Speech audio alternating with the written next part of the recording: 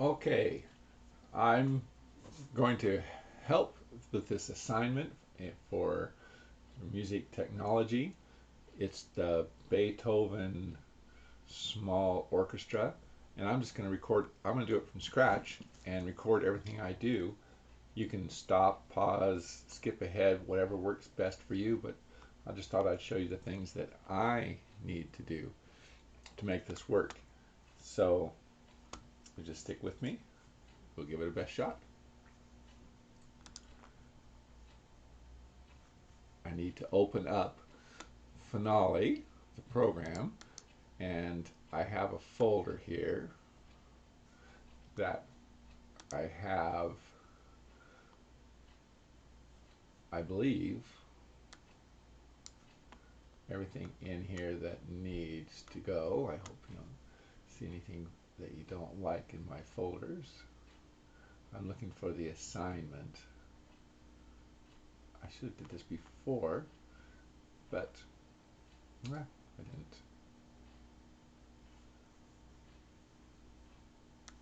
I apologize.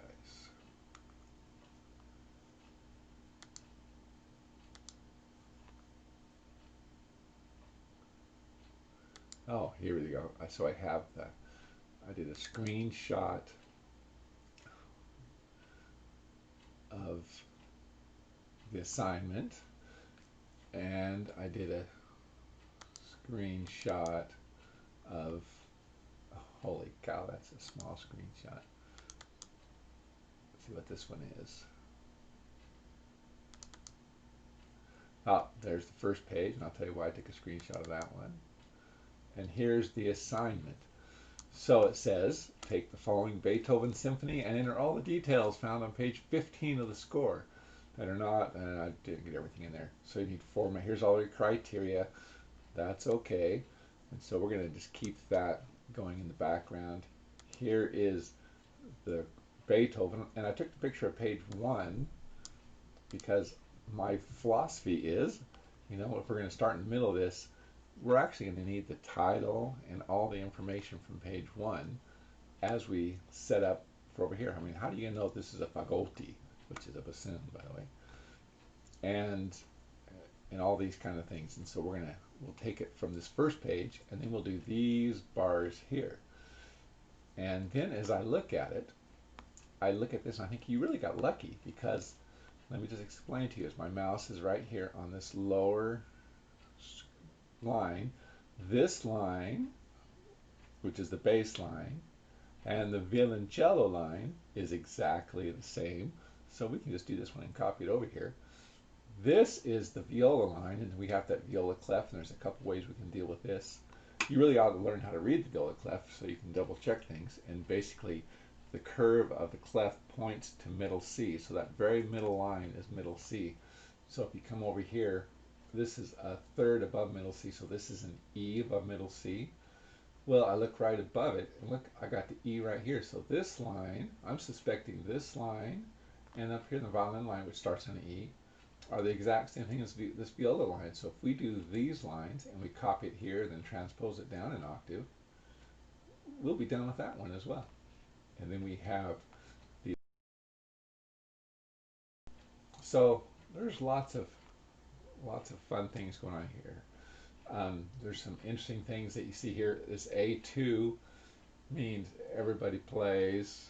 I'm going to double check that, as opposed to, because you have two players, as opposed to you can say, just one person play it. But that's just signifying that everybody plays it. I think. It's been so long, I don't know. Arco, we have some string line stuff here, which means there was probably a pizzicato previous to this, and so this is Arco. It's just reminding the basses to go back to Arco. If you have them do pizzicato at some point, you have to switch them back. All right, and then we have some dynamic markings. Double forte sforzandos. Sforzandos, those are a piece of cake. And here we have this little two lines means that you play those as 16th notes. 3 lines would be a tremolo. So 2 lines would be, you're going to go chicka chicka chicka chicka in rhythm, and 3 lines would be just shaking, tremolo. So I hope you caught that little motion there. And um, one line would be eighth notes, two lines 16th notes, three lines free tremolo. So we actually have a lot of duplication stuff going on here. So it's going to be rather simple. I hope so. Now I'm going to open up Finale, and I have Finale down here on my desk bar, so that's how I open it. I click on Finale, and it opens up. Well, it bounces and bounces. I have a keyboard turned on over here. So for my setup and the way that I work, I have a keyboard coming in MIDI. I have my computer keyboard right here, which I use all the time. This is the way to do it. So like we've done things in the past where I've taught you how to, you hold down the note and you choose the value over here on the keyboard, with 5 being a quarter note, 4 being an eighth, 3 being a 16th, 5's the quarter note, 6 a half note, 7's a whole note. Add a dot to it if you do it, and there's all sorts of shortcuts that are buried here. So we try to learn those as we go along. Finale. Okay, here we go. This is the launch window. So we can open recent file, but no, we're going to do new, and we're going to do the setup wizard. So we click on the setup wizard. This is going to allow us to choose things. Okay, we get this first window, this setup window. I generally never do anything in this window. This basically pulls up all these templates for different things, but this window you can just, until you get really expert at it, I skip past it. I still skip past it most of the time to this day. I go to next. Here's where the fun starts. We select the instruments we want. So Flaute is flutes. So we're going to come over here. We're going to do woodwinds. We're going to add a flute, and we click add, and we do oboe. So oboe, add, clarinet, and B flat. Capital B means B flat, by the way. And corny and F is an F horn. I don't think we're going to find it in the woodwinds. So we're going to have to go over to the brass. Horn in F. Violins 1. So strings, violins 1. Violins 2. Let's go 2 of those. Viola, add. Violoncello is cello. So I made a mistake. That doesn't really matter, but instead of being violin, I'm going to remove this one. I'm going to remove this violin and this viola, and I'm going to add violin section. And all this really does is the sound it pulls up. I've got to add 2 of those. The sound it pulls up while I'm playing in will be a full sound instead of a solo violin. And viola section. So we got violin, violin 1, violin 2, viola. Don't worry about naming them 1 and 2 here. We'll do that later. Viola, violoncello, and basses, or double bass section, or contrabass section. We're going to change these things anyway. And you'll notice that it put them in the correct order. Over here at score order, if you were doing it for choral, that still comes the same. Concert band, it switches the bassoon and clarinet around. That's interesting. All right, we're going to go back up to orchestral. Puts us in the right order. If it puts it in the wrong order, you can change this later. So I've got all my instruments ready to go. Let's double check. 1, 2, 3, 4, 5, 6, 7, 8, 9. Title. Oh, good. I'm not even going to try to say that, but I'm going to type it in. Subtitle, Pastoral. Pastorale. I don't know how to say that. Composer, L. van Beethoven. Arranger, haha, he didn't have an arranger. No lyricist, no copyright. There's these other things of the score we can put in later, but these are the options we have now. Moving ahead, this is in 2/4, so I'm going to select 2/4. Concert key signature, that's check the instruments that play in C, which would be the flute, the oboe, and the strings all play in C. And let's assume that it's F major. Not really going to make a big difference. So we scroll this around until we have 1 flat. Down arrow rolls adds flats. Up arrow, add sharps. We're going to put it in F major. We're going to, okay, initial tempo marking. Ah, this is fun. The text, it says Allegro ma non troppo. So we go Allegro ma non troppo. I'm not sure why it has a period after that, but we're going to put it there because they have it. And then the quarter note equals, I can't really see that very well. I'm going to zoom in just for the fun of it. Still can't see it very well. I'm going to go for 66. Oh, 166 wrong. 66.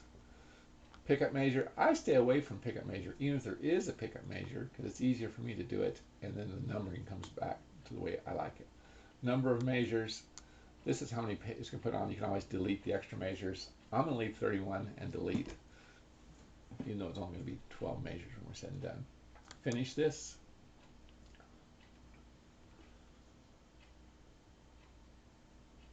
And the wheel of death spins around. I would save often. There's an autosave feature in Finale, but sometimes it's, once you do something, it's nice to save it because I hate losing any. Not nice. It's loading in sounds to try to correspond to what I did. Hey, look at this, get it in scroll view. And also know that in Finale, up here in view, you have a couple options. You have page view style. I have loose leaf style column as opposed to book style column. Book style would have 2 pages left, and just find the one that works for you. I found that loose leaf style column allows me to scroll up and down, and that way I can, if I'm copying from, transcribing from a PDF, I can do the same thing on it. So that's what I've chosen here. But if yours does something funny or looks different, that's why. All right, so we have our score here. This is looking very nice. Of course, we have too many measures. I looked ahead and they want 4 measures, but let's not even worry about that right now. Now I've got this set up. If you want to be picky, we can change these. Is over here on my keyboard. I'm going to go Command K. Ah, didn't work. Let's see. Oh, because I'm in preview. I'm in the wrong program. Oh, back here, Command K. Command K in Finale. And notice up here in my upper left-hand corner, it said preview previously. Now it says Finale. That's why it didn't work. Here, this is where you can change the transpositions and which instruments are playing. All sorts of fun things. This is the instrument. This is the name. This is what's playing in your computer. And this is MIDI stuff. And we haven't got into those things, but that's all right. But here you can actually change the full name to be, and we're going to say Flauti. And you know, if you Command Tab on your computer keyboard, you can go between different open programs. So like Command Tab takes me to Finale, Command Tab again takes me to Preview. So I can look at Flauti, and Command Tab back to Finale and go Flauti. Okay. I wish Finale could just arrow down, but it doesn't. Oh, oboe. Click down here on full name and Command Tab to see how they list it. They list it oh boy. I don't know how you say that. O-B-O-I. Great. Push OK. Let's click on clarinet over here. Full name down here. Clarinet B flat. They actually have it listed as clarinetti in B, capital B, which is the German B flat. So let's go clarinetti in B, because capital B is B flat. All right, tabbing over to see this, fagotti, tab, Command Tab back to here, so I can go. And I noticed that if I click on the lines, I get straight to this line. If I click on the word bassoon, it opens up where I can actually switch it around here. I don't want that. So I'll make sure I click on the lines. Full name, fagotti. Command Tab back to preview. Corny in F. So we come back over here to finale by Command Tabbing. We're going to say, I click on the lines to get here, click down here, full name, Corny in F. All right, Command Tab back to preview. See my next one, Violine 1 and Violine 2. And this Roman numeral, we're not going to add it in, and I'll show you why here in just a second. We're going to come back over here to finale. Violin 1, full name, Violini, or Violino. What do they say? I'm Command tabbing back to see violin. I can't tell if that's an O or an E because of my printout. Oh, I'm going to take it to no. Violino. And I'm going to leave it just like that. And actually, I'm going to copy it where I'm here because I need it for the next. Click on this violin, go to full name, highlight over it, and just paste it because I copied it from the previous one. Now, the reason I didn't enter in the Roman numeral 1 or 2 is because down here, I have this auto number style selected, and that means if it sees two of the same instruments, it will automatically put a Roman numeral after them. So notice how over here the 1 and the 2 appeared. It'll also give you different options. You can say instrument A, B, C. See, look at how this one said violin B because I switched it to say that way, but I want it to be Roman numerals.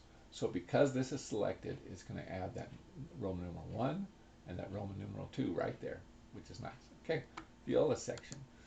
I'm going to Command Tab back to my preview. Viola, voila, they just say it just the right, same way. So we're over. Okay, I'm Command Tabbing back to my preview. Violoncello. All right, so we come back over here. We're going to say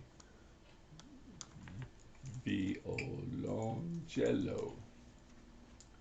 So it looks like then, and then bass, Command tabbing back here, we got basso. Awesome, basso. So we click here and we change the full name to basso. All right, so we just match the names to show up in our score the same way they show up over here in the German. So this is where it is in the staff. This is the name of the instrument. This is what's going to show up in the score. And this it's back up. You know, always get to it. And notice over here in our score, flauti, oboe, clarinet, djembe, fagotti, cornet. It's perfect. All right, so we're doing really, really good. And so now let's we can skip past this opening screenshot. Well, Opus 68. Make sure you click on the finale. We go to the text tool here, the capital T. Notice how the text tool, you click on it, you can double click anywhere in the score. I'm going to double click under Pastoral. And I can put in Opus 68. And then I can use standard text defining tools such as justification, center, alignment, center horizontally. That way I get the tool bar on it is in the center and I can kind of line it up. Opus 68. You can use the same text tool to add any of these other things. And like this is a dedication or watching, whatever that says. No idea. But if you want to put that in, you'd use that text tool. You just double click right here in your score and you'd start typing. Watching heitere Empfindungen bei der Ankunft auf dem Lande. You know, and then you can highlight it. You go to text, you can go to style, and you can italicize it if you want to. And so we have that there. And then you get all these tools, these handles. So if they're colliding, because the secret to more. So I'm just putting these things in. All right. You can delete things too, but don't delete anything now. The score is important, and I'll tell you why. Because this is you're gonna love this in a minute. Anything that's highlighted in gray means it's there, but it won't print. If it's soft gray, it's there, but it won't print. It's kind of like a ghost image, so you can put things there. Save it often, and I'm going to save it to the desktop. I'm going to show you how to do this real quick. You type in Beethoven, and then if you go Command D, this automatically jumps to the desktop. Command D on the keyboard right over here, Command D, automatically puts the folder being the desktop. That way it's easy to find. It's not buried someplace on the computer. Very good. All right, so now let's put some music in. So I got this screenshot of this page. I did this way. I'm going to have to go to another screenshot, which is, let's see which one it is. Not that one. Not that tiny one. No, let's just close that guy. It's probably this one. Ah, there it is. So I'm going to put this over here because this is our work stuff. This is what we're told to do, is these measures between this red line and this red line. We go to that downbeat. And I'm going to start from the bottom up just because I see all these that look just the same. And if I do it, I could, I'm going to copy and paste and try to make my work easier. So I can see this. I click back in Finale. I could have Command tabbed. Notice I can preview, Finale. And you can tell which one's by which one's gray. See how the gray box goes around it. So I'm back in Finale. All right, as you remember, here is, over here, is our toolbar. You can reshape this if you want to, double, triple stack it. I mean, just drag it how it's comfortable. There are 4 ways to enter notes: slow mode, and you can import it, but we're going to do speedy entry. And notice you get this box. This is the editing box. You get this line cursor, and then there's this little tool in here. It's like a nip. I can't remember the official name. The whole thing goes up and down.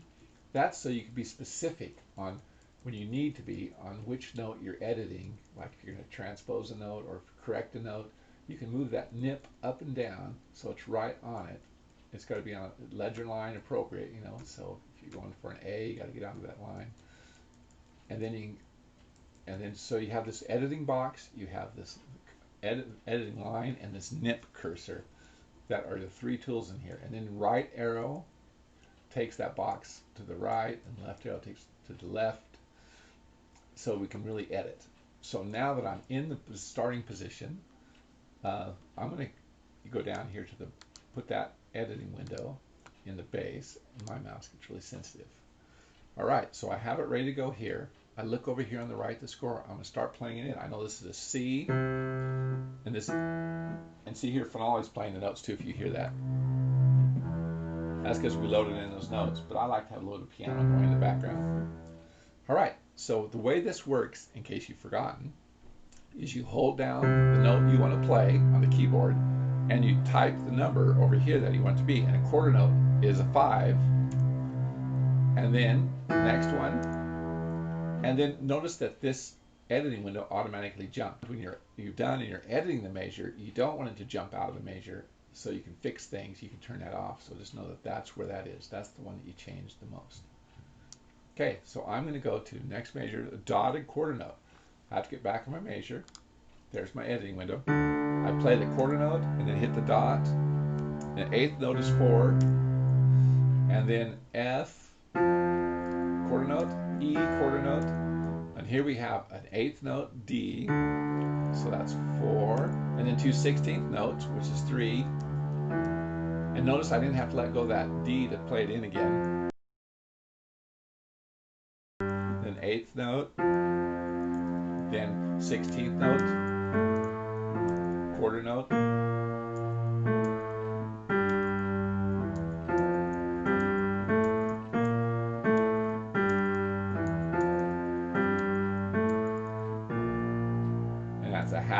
down there.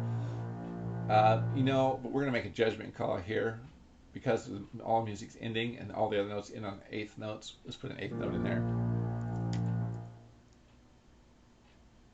And then I'm going to, even though I haven't played the other notes, if I hit the 0 over here, it leaves the editing pane on the window. And then if I hit the 0 again, it pops right back into it. So this jumps out, jumps in, jumps out, jumps in, jumps out, jumps in. Also, there's ways to navigate this window. If you put Shift Return, it goes up the staff, and if you hit Return, that editing pane goes down. But since I was on the bottom, that's why I did Shift Return first, so you can actually move around. Or 0 pops you out. Okay, so look, I got that first line in already, and before.